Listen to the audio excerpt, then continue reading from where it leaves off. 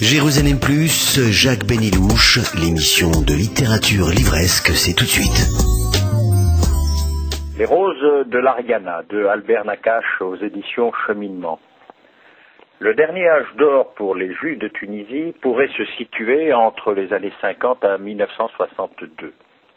Durant cette période, l'émancipation juive avait entraîné un conflit identitaire pour ceux qui estimaient devoir consolider leurs racines locales, ceux qui pensaient leur avenir dans la terre de leur culture, et ceux, moins nombreux il est vrai, qui voyaient dans le retour à Sion la réalisation de leurs rêves.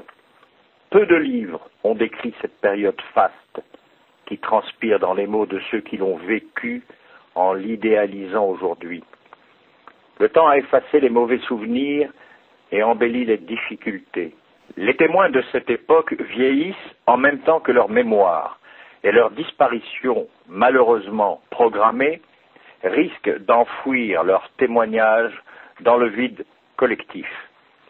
En ce sens, le livre d'Albert Nakache fait œuvre historique, car il fixe le temps, rafraîchit les mémoires et laisse à la nouvelle génération, grandie au lait des traditions, de l'accent tunisien et des spécialités culinaires des fêtes religieuses, un repère pour consolider ses racines en pays d'exil.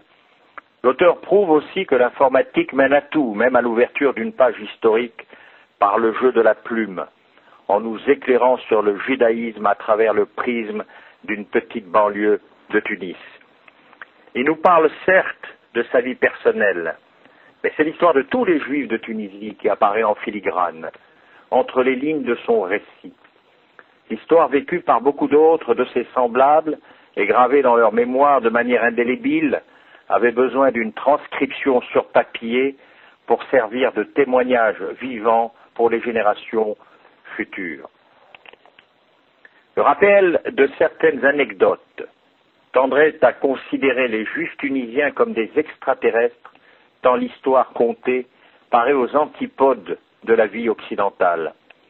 Mais elle a l'avantage d'être réelle, parce que tous les Juifs de cette époque l'ont vécu ainsi, à la virgule près. C'est en ce sens que la lecture du livre éveillera chez beaucoup de lecteurs les souvenirs d'une jeunesse insouciante mais modeste. Jérusalem Plus, Jacques Benilouche, l'émission de littérature livresque, c'est tout de suite. Les roses de l'Ariana, de Albert Nakache, aux éditions Cheminement. Le dernier âge